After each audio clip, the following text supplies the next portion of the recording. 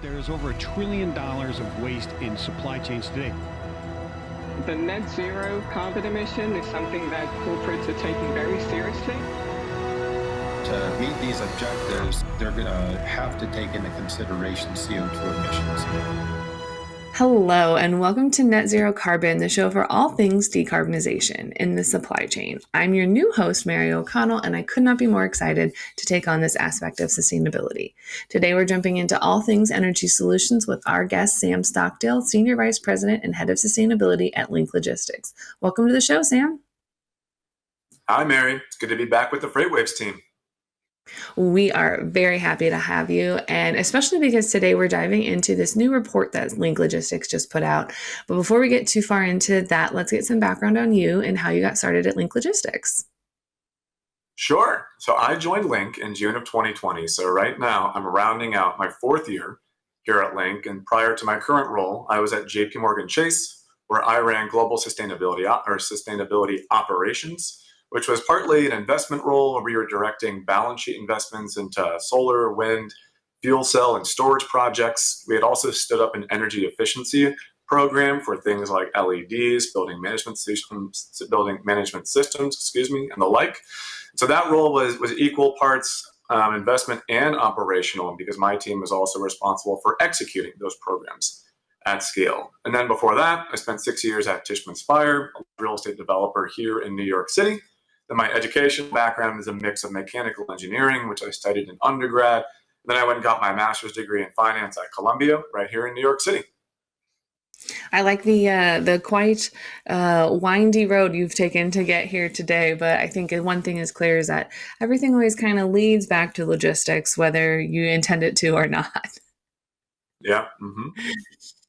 So Link recently completed a case study on energy solutions. It's kind of the firm's owner-managed utility model. Do you mind breaking down what that is and how it's most commonly used? Yeah, absolutely. And I do hope that you all check out our first case study, which, by the way, you can find on the news and insights page of the Link Logistics website, or you can follow us on LinkedIn, which I hope you do. But the idea behind the series, because this initial case study is one of many, is that we want to begin with energy solutions, which, as you'll see or as you'll read, is very central to our long-term sustainability strategy.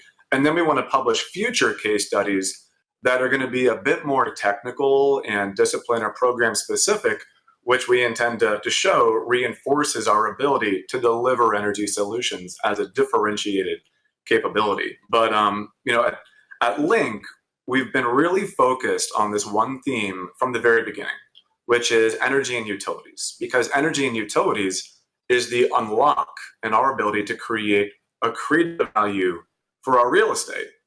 And so I was having a conversation with some of our senior executives recently, and I was telling them, ESG reporting does not decarbonize buildings, and climate tech does not decarbonize buildings. But what does decarbonize buildings is deploying capital for energy efficient energy products. Like that, that's actually what does the work. And the issue is that not everyone can deploy capital, and energy programs can be very capital intensive. And so that's really where energy solutions comes in, because we want to be able to deploy capital for the benefit of our customers as they grow and seeking demand for energy and sustainability related products. And so the idea is really that we want to challenge this traditional net real estate operating model, where customers typically put utilities in their name when they take occupancy of a unit, and instead just keep the utilities in our name when they take occupancy of that unit. Because, by the way, they're already in our name during the vacancy period, and typically we have to move the utility account in and out as the churn of that unit takes place over time. But as the customers enroll into a new unit, they enroll directly into the program, and that allows them access to our deep bench of energy and utility experts, some very innovative technology we've developed, which we're showcasing on the case study itself.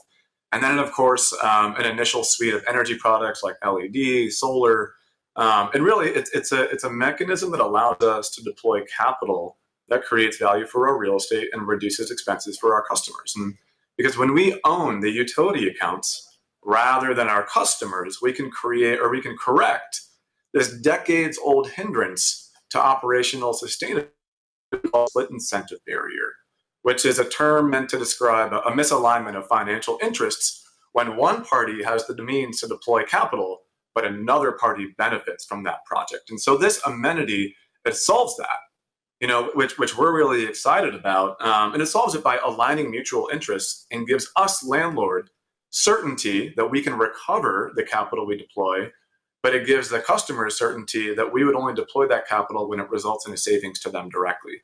And so to summarize, this energy solutions product is our proprietary energy and utility management amenity. It's really about business process efficiency related to utilities management, value creation for our real estate as we seek to deploy capital to upgrade energy systems on site. And it's about meeting increasing customer demand for sustainability products while allowing those customers the ability to leverage our immense scale to their advantage. I think that that's something that I didn't even know was a potential area of savings or a potential area of, even sustainability or energy savings. But it makes perfect sense because, if I'm renting a warehouse or if I'm renting some space, I probably also don't have the ability to drop millions of dollars on maybe the most top of the line or some of the best energy efficient, energy saving things. And also at the same time, if I'm renting it, almost why would I do that if I am not going to necessarily see the return on that investment? So it's something that I think having that just kind of being like, hey, no, like we as your landlord will take care of that because it's going to benefit us, it's going to benefit you. And then that way, no one's really sinking millions of dollars into all these improvements and then not seeing the return on that investment or, leaving it for someone else after I've already put the expense in. So I really like that you guys have kind of solved that solution for people. Yeah. And actually, one of the things that surprised me as we're beginning to have more customer conversations related to the program was even small things that we didn't anticipate, like challenges around utility security deposits, right? And so now when our customers enroll, they don't have to put the security deposit down because we've already done that. And generally, you do get security deposits back, but only when that account reaches stabilization. So customers do see an immediate cash flow benefit that's not captured in some of the ways that we measure the benefit. And so we're continuing to learn these nuances every day. But I will say, it's still early days for the program. We've just launched in December of 2023, so a little shy of 6 months ago. But so far, Mary, it's like so far so good. We have 1,000 customers enrolled in energy solutions, about 1,000 across our Lynx Park division, and then another 50 in the industrial. And so far, our average utility benefit is around 16 cents per square foot, or 12% average reduction in their legacy utility bills. And that's broken out between about 6 cents per square foot of savings through our work in the energy and utility team, then another 10 cents per square foot benefit from avoided costs through our very innovative power hedging program. And so it's a really terrific result so far, and it's validated our original business case, which we're really excited about. But kind of back to the learning theme, we have a lot of wood to chop on continuing to validate product fit as we seek to scale this capability. And so, the customer angle is really important here because the way that I see it, in addition to being a means for capital deployment, is the product itself is really it's a means for engaging with our customers in conversations around their power or carbon reduction needs, and we want to hear their challenges because solutioning around their needs is extremely valuable to us as a business because that's where we think that we can all benefit the most.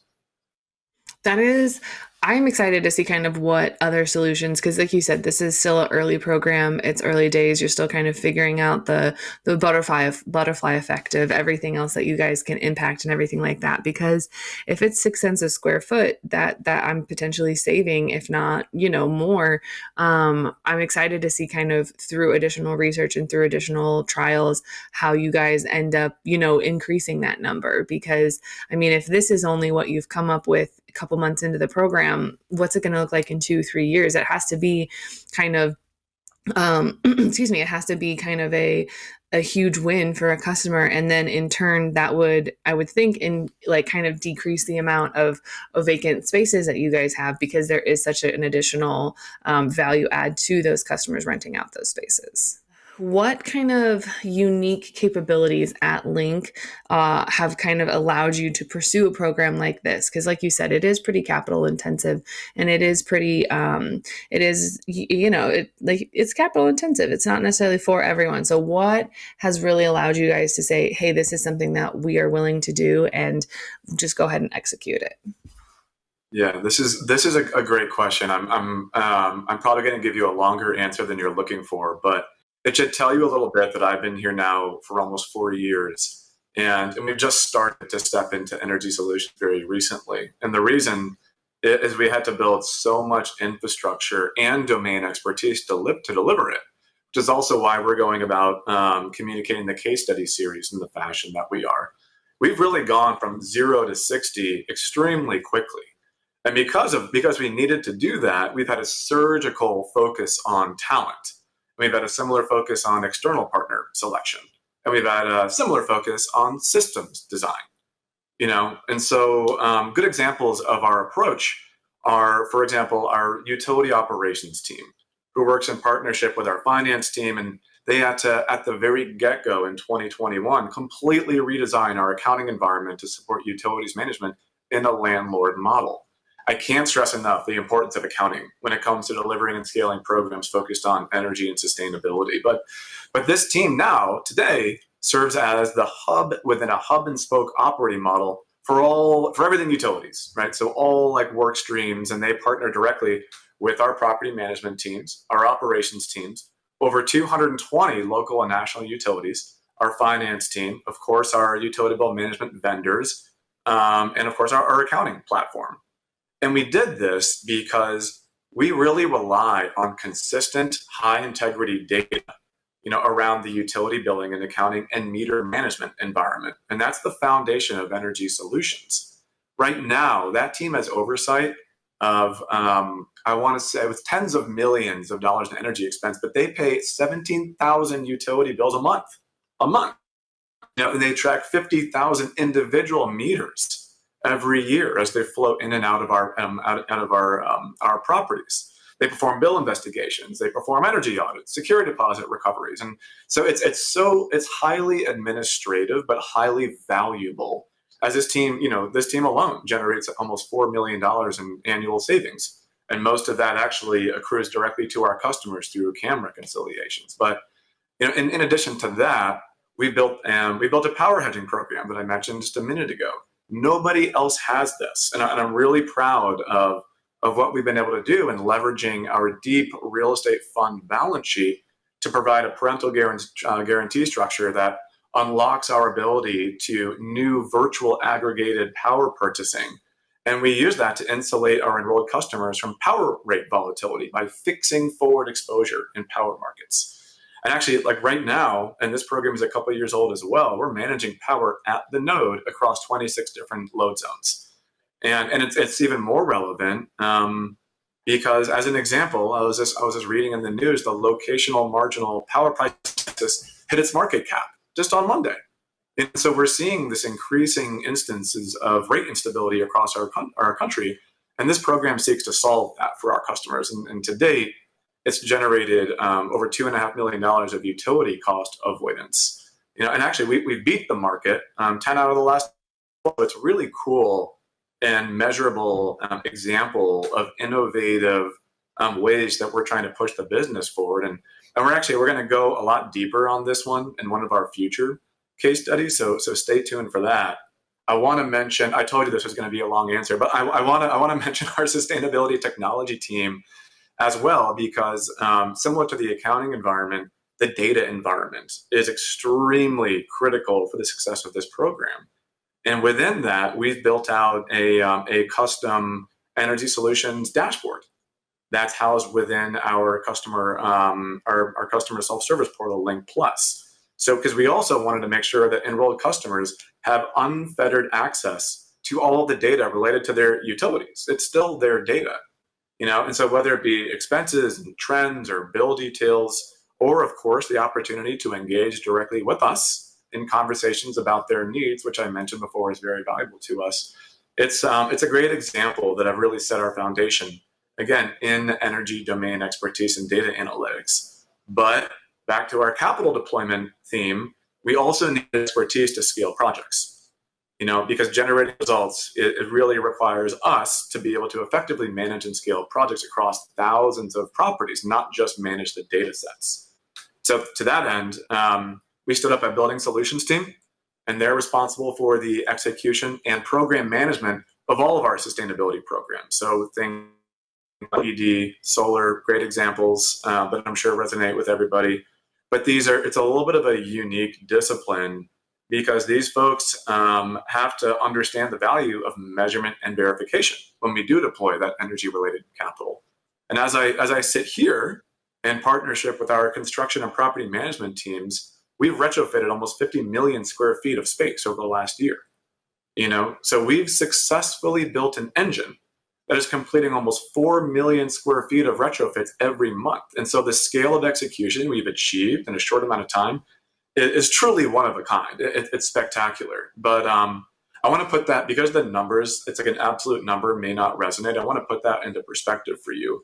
Because 1 million square feet is about a little over 15 football fields or so. So that means we're getting through 750 football fields of lighting products every year right now.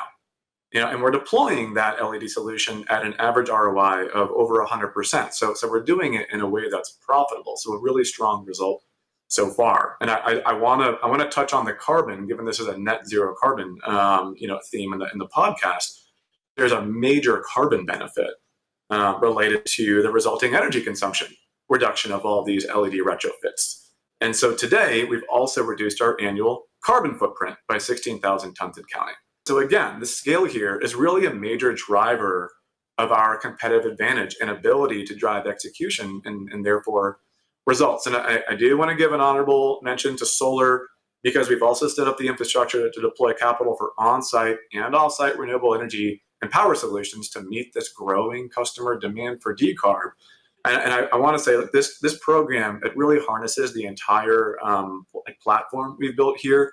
And we've got some super exciting news coming up related to it. So I won't go into specific details yet, but I do want to say we have over 60 megawatts of rooftop solar in operation today, and this meaningful pipeline in the works. And so again, I think probably a way longer answer than you were hoping for, but I think these are the kind of things that we want to highlight in some of these future case studies I mentioned that really demonstrate that this is a business. We intend to generate positive economic and environmental results and support our ability to deliver this innovative approach all through energy solutions. You were right. That's a very long answer, but it's a very comprehensive one. And it has a lot of that. It has a lot of that data and those facts and the things that everybody's looking for when, they want to know about a study. They want to know, okay, well, what are the actual impacts of it? How much has it saved people? You have the information that everybody wants to know. So I think that I absolutely love that. And I mean, selfishly, as someone who has worked in the accounting and the finance side, we appreciate that you started with accounting and said, we're going to try and fix all of this because, honestly, the people who pay the bills, they get a lot of control over some things. We've really been feverish about not only the accounting, but also the customer experience related to the program. Absolutely. And then I guess, have you guys seen the relationship between, property owners and tenants kind of evolving and becoming more positive as a result of these initiatives and this program that you guys have put in place? Yeah, absolutely. And I think about the future relationship between us and our customers all the time, and our entire executive team does. And it's kind of funny because I was talking to my brother about this national power theme just on he's an energy guy as well, and he used to run the derivative sales and trading desk at a big bank for a long time, and now has a fintech firm also in the energy space. But so I guess it runs in the family. But we were talking about how energy traditionally, at least in finance, it used to mean oil and natural gas, but now more often it means power. And in the future, power is king or queen. Everything is power. And he's right. And our customers, I think, are going to be increasingly seeking answers about sustainability, and within that, power. because electrification is like this massive global mega theme. And actually for that, I want to do a shout out for the mega nerds out there. My favorite white paper, the annual JP Morgan Energy paper, written by Michael Sembalest, who also hosts this monthly On the Market podcast for podcast listeners, is wonderful. It just came out last month, but it's titled Electrovision. And so this is on everyone's minds right now. And I think that back to Link's role, we're really trying to solution around power and sustainability, reliability, availability, solutioning for on-site, off-site. And I strongly believe that customers will increasingly rely on landlords as not just providers of space, but also providers of solutions. And in fact, I'll even co-opt a term our CEO, Luke Petherbridge, used recently, but it's an opportunity to bring forward an ecosystem plus services plus solutions.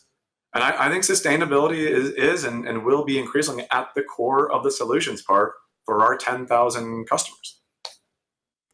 I like that is like you said, this is just the beginning for you guys. You have a lot more planned, and I'm looking forward to seeing what that looks like in the future, and all the additional benefits that come from that you guys come up with. But that being said, we are almost out of time. But there's one final question that it's a trend I'm starting on the show, and that is, what is the last thing that you recycled? Oh, geez, it was probably the Starbucks cold brew bottle this morning before I headed off to the subway.